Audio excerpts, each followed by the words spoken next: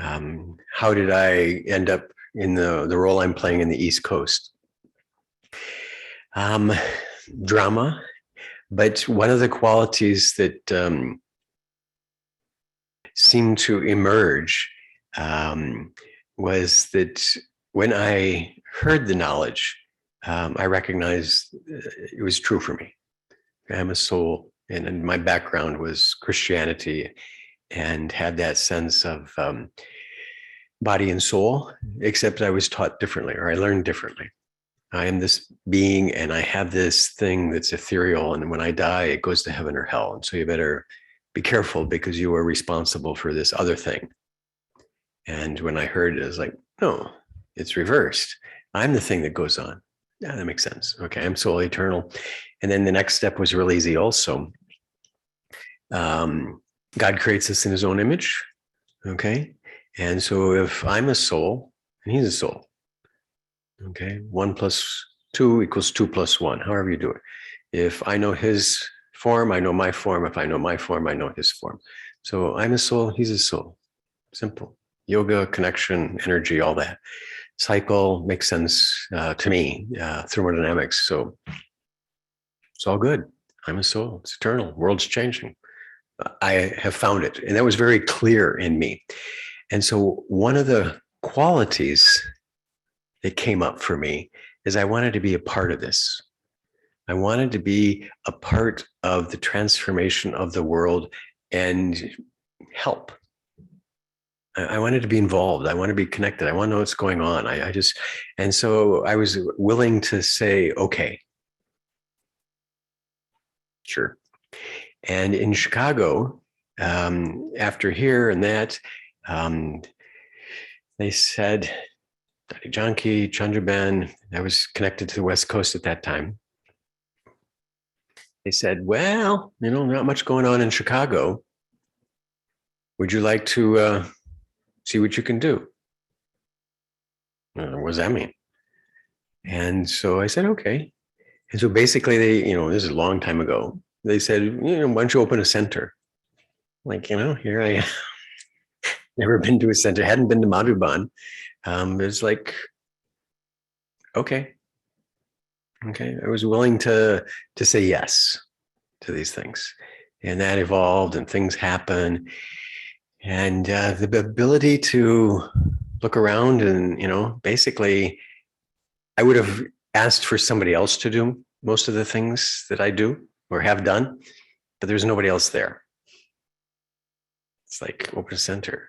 Like, you're talking to me. I was like, I'm the American male for the Brahma Kumaris, and it's like, well, there was nobody else there. Okay, let's see what we can do. And then after about 10 years, 9 years or so, I got a job transfer.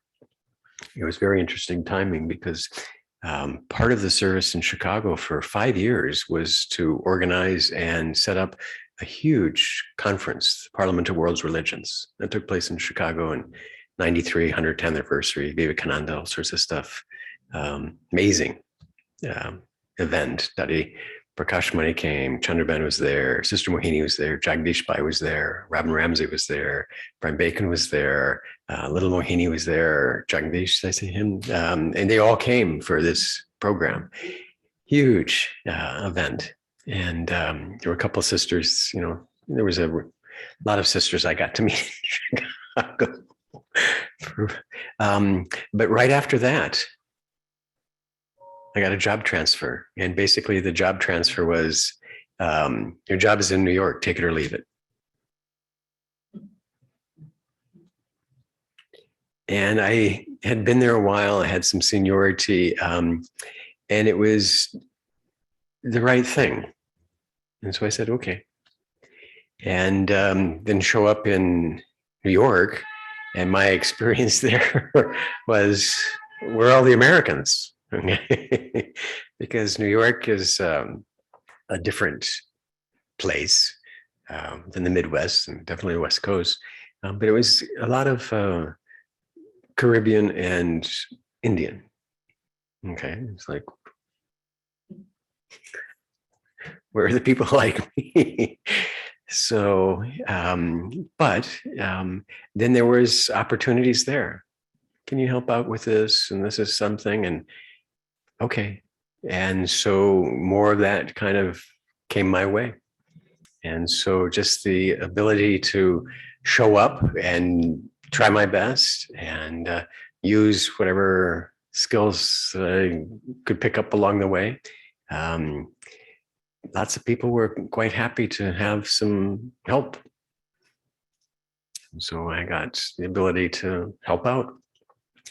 And then there's always this kind of vacuum in Brahmin life. And the vacuum kind of pulls you up, if you understand. And so there's always an opportunity to help out somewhere. Oh, maybe you can do this. Oh, you know computers? Well, maybe you can do this. Oh, you know this? So maybe you can do this. And somehow we have to manage all of that. But one of the things that's a lesson that heard somewhere along the line is that when you say no, you're blocking your own fortune. No, I don't want to do that. I can't do that. Like, okay, then you don't get asked again, typically. And the ability to be open and try and such allows for, whatever skills that Baba has given us to grow. And so I have been available, knew it was God's organization. How can I help out? And so if you need help with travel, I can do that. If you need help with, cultural program, I was able to do that. If you're able to have someone fill out immigration forms, okay, I can do that. If you want someone to look at this insurance, okay, I can do that. If you want someone to help with the banking, I can do that. Okay. So I just kind of got pulled into a variety of things. And it's a shock for some people. I've been told that the contrast of how you can appear and who you are can be very, very different. So there was, it crossed my mind, I'll tell it to you, but my dad used to say, my physical dad, that I got a very good education and I didn't let it go to my head. So that sense of being humble in many ways, it's a joke. The ability to stay light has often helped also. Yeah. And it's a feeling that has crossed coming back that a lot of things happen that you don't know about in the world. And so you miss little bits. And the same is true for everybody I meet. Their experiences, what they do. And we think we might know someone, but the depth and the breadth of their experiences and what they're going through and what they're thinking, what they've seen, you don't know. And so to judge someone or put them in a place and this is who they are, the lesson has come out very clearly, regularly, that when you do that, you're limiting your relationship, you're limiting them, and it's a curse. You're cursing someone by saying, I know who you are, and this is what you're going to be, and this is what you're always going to be. And Baba doesn't ever say that we should curse our family. We should have that sense of that they are elevated, that they are deities, that we're all making efforts and we're all doing these things.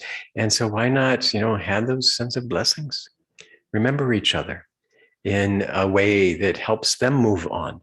Because if we don't like their behavior and we hold that vision of them, who are we actually hurting?